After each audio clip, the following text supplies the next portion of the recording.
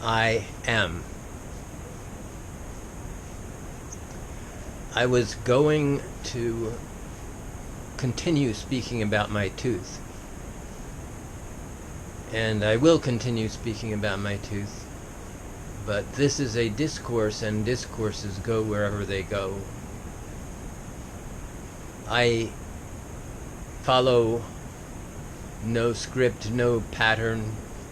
I'm totally redundant, and in the end, it feels good. It feels good just to talk. It feels good just to remember, to feel things that I would say that I don't feel so much on a daily basis, but in talking about them, I remember, and I remember how it felt. I remember how it felt to be on the Jay Leno Show at this special moment, being in front of many people and having this tooth chipped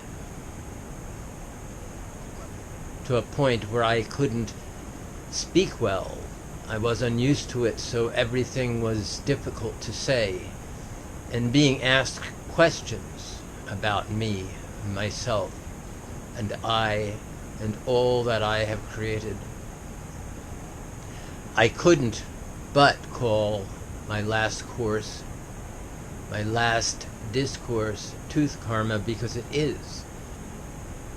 It so affected my 15 minutes of fame that I would say that it took it offline in a sense.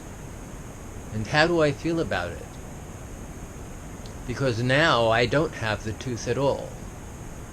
And that in itself is another part of the story.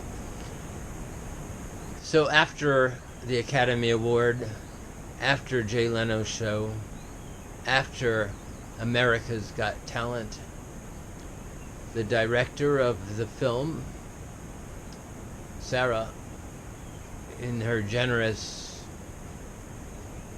way, offered to buy me another tooth that would fit in the space instead of having the snaggletooth there. And I accepted. I didn't consider that there would be any other bifurcation coming because of adding a, let's call it, false tooth into my mouth. I chose a tooth that had a gold rim or gold frame. I didn't choose an all gold tooth, even though I wanted to. I thought a gold tooth was too ostentatious.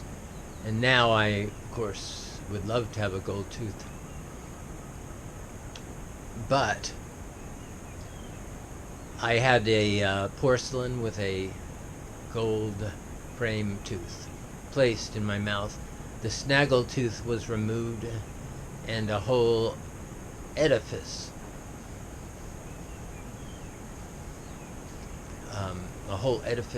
built around this tooth was placed in my mouth.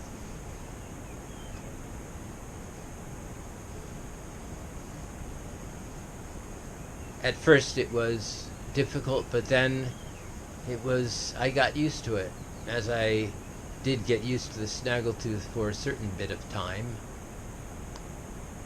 And I wore it. I met Lila'Angelique while wearing it.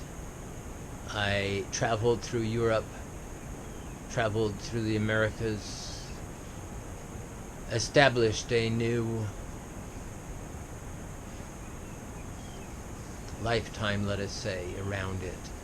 A whole group of people, new fans for my work with Lila'Angelique, developed and knew me as somebody who had this gold-rimmed tooth in my mouth. They never knew me before the Academy Awards. Only a few people did.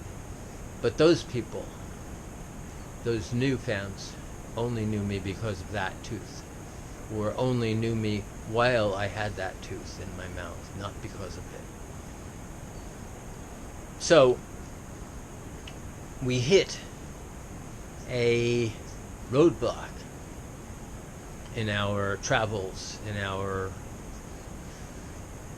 expression. We hit a roadblock because, number one, people stopped wanting CDs. There was a new method of purveying albums and music, and that was Spotify. It stole the market, and it stole it quite literally from the musicians and from the people who heard it. It was an extraordinarily timed venture, and it has been very successful. I don't listen to it. I don't care about it. I don't acknowledge it.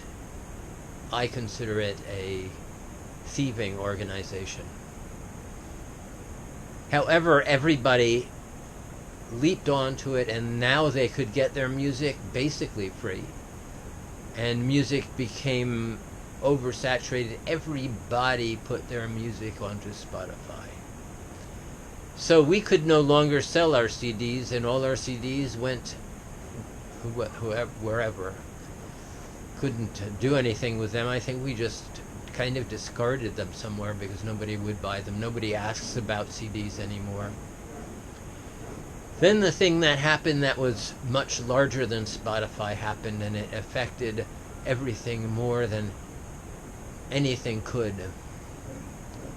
And I will eventually talk about that in full, but now I will talk about it quite gently and briefly. Coronavirus, COVID, appeared suddenly, not gradually, not with any warning. It just was there. Boom.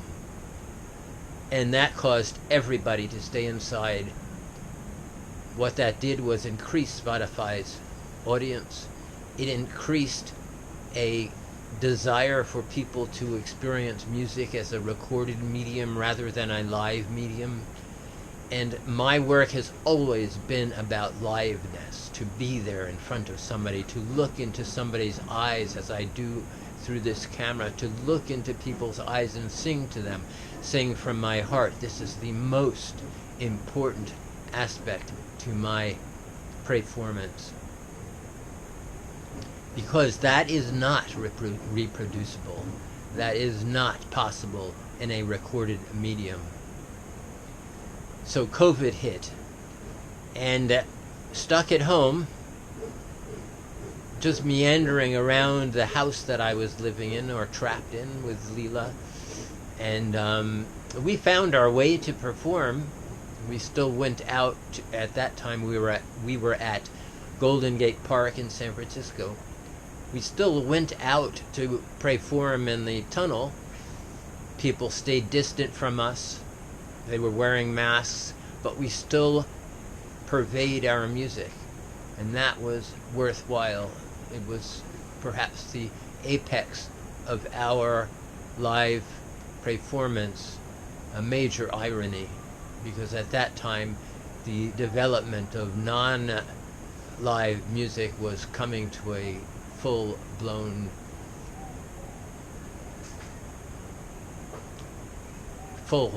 thing, let us say.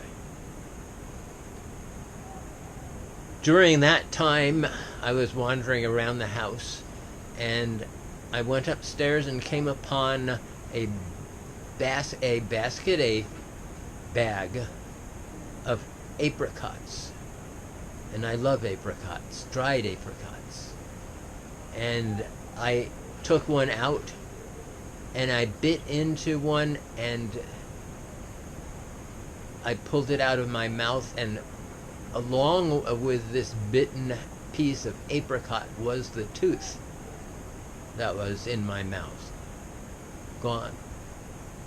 Over and out. I was finished. It was finished.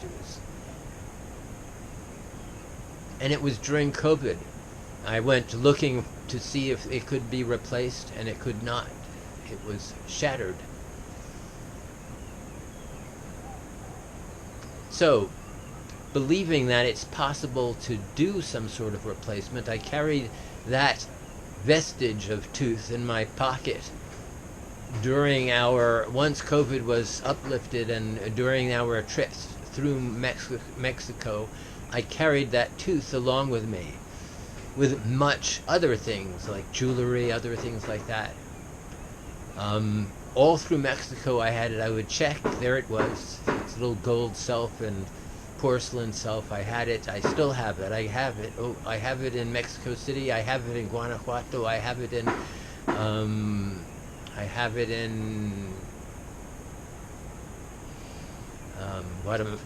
it so somewhere after we left Mexico, somewhere on the trip back to the United States, back to New York, and back then to Europe, it disappeared. It disappeared with a lot of the little jewelry things that I was holding from this little bag that I had. And I was like, what just happened to that tooth? It's gone. So I didn't have the tooth anymore. I didn't have the possibility of placing it back in my mouth.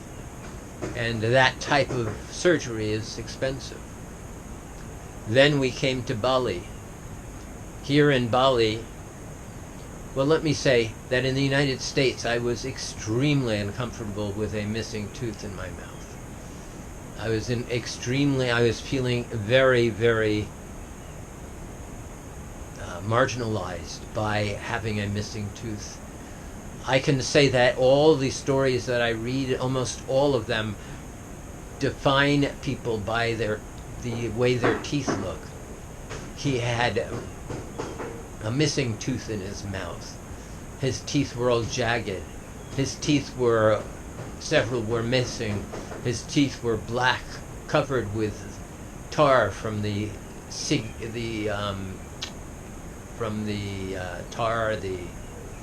tobacco that he chewed. It was very defining of a character. So in the United States, this is very much a big thing, not to have the teeth being anything but pearly white and perfectly aligned. It gives the dentists much business. But we ended up in Bali, and I was still feeling that experience of my tooth being missing. But then I was looking around, and all of these beautiful people would smile at me with this extraordinary smile, the Balinese smile in a way that no other people in the world know how to smile. It's an open heart, it's this full, beautiful smile.